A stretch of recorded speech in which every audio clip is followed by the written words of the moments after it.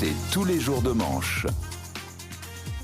Oui, bonjour. Salut Tout Arnaud. le monde va bien? Ça va bien. Est-ce que vous avez regardé Emmanuel Macron hier soir? C'était soir de fête. Il était interviewé par Anne-Sophie Lapix et Gilles Boulot, bien sûr, Gilles Boulot. Et après, il est rentré chez lui. Bien sûr. Ah oui, on attaque très fort, c'est vendredi. Alors, un début d'interview assez curieux, on réécoute. Est-ce que vous envisagez d'envoyer des troupes occidentales françaises en Ukraine? Bonsoir et bienvenue. Vous êtes assis devant moi. Est-ce que vous êtes debout? Non. Est-ce que vous excluez de vous lever à la fin de cette interview? C'est sûr, vous n'allez pas l'exclure. Alors, C'est vrai que c'était très c'était chelou. très Faut quand même le bizarre. dire, cette explication On est voit- très très chelou. On voit à peu près où ça va, c'est-à-dire ne pas exclure, ça veut dire c'est possible, mais c'est pas fatal. Sauf que là, ça marche pas. Bah oui, parce que Anne-Sophie et Gilles Boulot, ils allaient sont pas toujours tellement assis. se lever. À un moment, ils sont pas toujours assis sur la chaise. ils ne se sont pas levés. Ils sont toujours dans un coin de l'Élysée. À la fin de l'interview, il y a Macron qui s'est mis debout, qui a fait bon bah à demain. Il y a un gars qui vous amène du pain, il a éteint la lumière, il s'est barré. Les deux, ils en revenaient pas. Ils venaient interroger le président, ils se sont retrouvés en face du père Fouras. Oh, jeune journaliste aventurier, voici une énigme sur le chômage. Si le pays est assis, à 6 millions de chômeurs, et que le chômage est debout, puis-je exclure de me lever pour traverser la rue ? Oui, on va passer à une autre question, monsieur le président, au sujet du Hamas. Le Hamas est debout, mais debout, il faut en choisir un pour terminer la guerre. Oui, non mais... Emmanuel Macron a aussi déploré qu'on ne produise pas assez d'obus.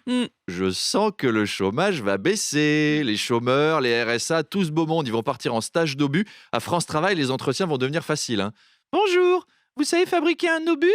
Non, bah c'est pas grave, vous êtes embauché quand même. C'est là qu'on se souvient qu'il est supporter de l'OM. Hein. Droit au but, direct.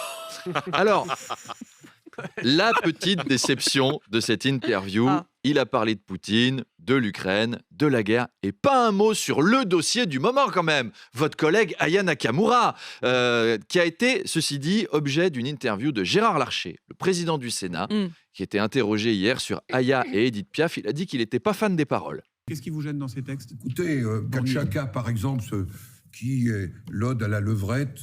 Oui, bah, c'est vendredi. Hein, on peut parler levrette avec Gérard Larcher. Un vétérinaire. Oui. Oh. Alors, Bah alors.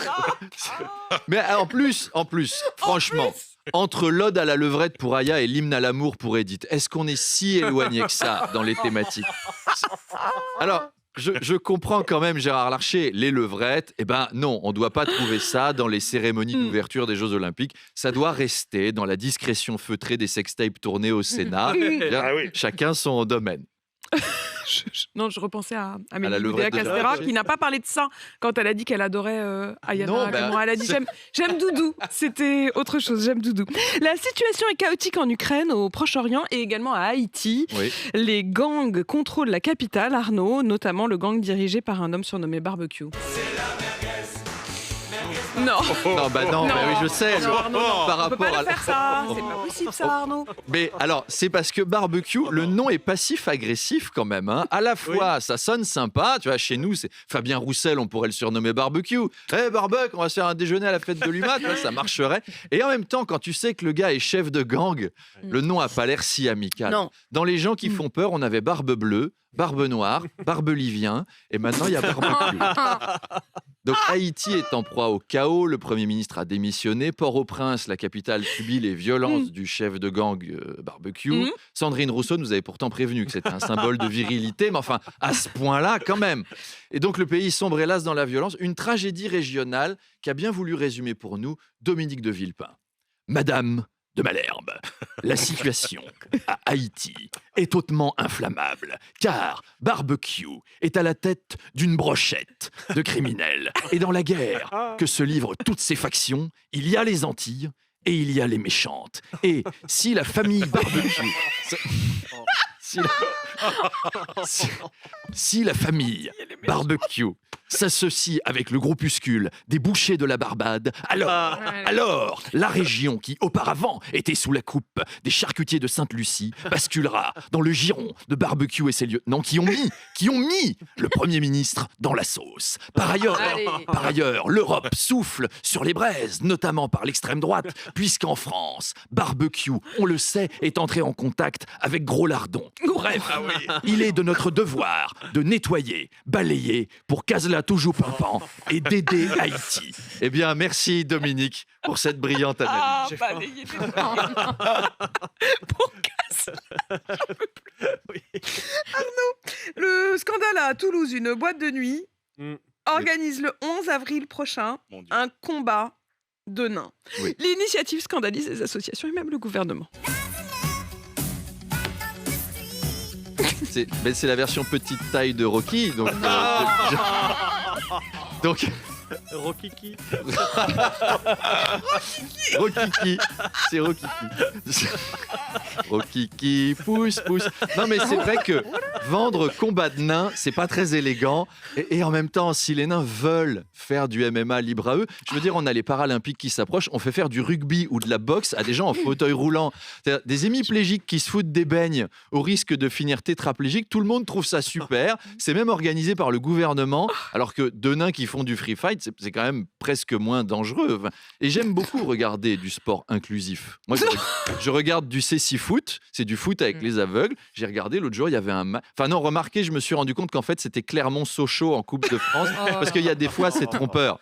Alors, Charles a reçu tout à l'heure la porte-parole de l'association des personnes de petite taille qui trouve scandaleuse la moquerie que ça pourrait engendrer. Et c'est vrai que si on appelle ça combat de nains, c'est pas bien. Mais si on appelle ça épreuve de sport inclusif en lutte gréco-romaine, catégorie de combattants de moins d'un mètre 40, bah, c'est autre chose. Qu'est-ce que ça donnerait ? Alors que Passepartout rentre sur le ring, Passe-Temps arrive au face de lui et oh, le père Fouras est là aussi. Bonjour père Fouras. Si vous êtes assis et qu'un nain est debout, qui est le plus grand ? Oh non, c'est encore Emmanuel Macron. Vous voyez, au moins au gouvernement, dans ce cas-là, il serait content. Bon allez, bon week-end les sportifs. On se remet au kiki. Bon week-end et à lundi. Arnaud Demanche. Oui. Arnaud, mon invité ce matin, c'est Elsa Vidal. C'est vraiment aujourd'hui, je trouve, la meilleure spécialiste de la Russie. Elle dirige la rédaction en langue russe chez nos confrères de RFI. Alors moi, je suis pas spécialiste de la Russie, donc c'est la seule musique russe que je connais. C'est pas moi, la spécialiste. Bah, on aurait eu une spécialiste de l'Italie, j'aurais mis Volare. Vous voyez, je suis un peu ce genre-là. Elsa Vidal, c'est donc la grande spécialiste de la Russie chez RFI. Chez RFI, pas chez LFI. Elle parle couramment le russe, alors que chez LFI, ça m'étonnerait. Par exemple, quand Poutine menace tout le monde avec un arsenal nucléaire, chez LFI, ils traduisent « il se sent en insécurité ». Ce qu'il cherche, c'est la paix. On dirait les parents d'un enfant chiant, tu sais, qui disent « tu comprends, il est haut potentiel, il est HPI ». Non, il est chiant, Carole. Nous reviendrons donc sur l'interview d'Emmanuel Macron hier sur la situation en Ukraine. Il a rappelé que la France avait la bombe. Car Vladimir Poutine avait déclaré cette semaine « Nous sommes prêts à un conflit nucléaire, mais rien ne presse ». Eh bien, c'est pas souvent que je suis d'accord avec Poutine, mais effectivement, il n'y a rien qui presse. Il n'y a rien qui presse, on est bien. Prenons notre temps. Ce week-end en Russie, c'est aussi l'élection présidentielle russe, donc c'est la Tsar Academy. Bonsoir à tous, je suis Nico Soulov alias Guy.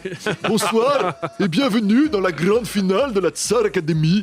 Vous pouvez choisir le vainqueur de cette saison, le choix est dans vos mains, c'est vous qui décidez de l'avenir de cette glorieuse nation. Alors, pour voter Vladimir, vous tapez 1. Et voilà, le résultat sera connu dans quelques minutes, notamment dans l'interview d'Elsa Vidal par Apolinaskaya. Nazdrovia, à tout à l'heure. À tout à l'heure, Arnaud.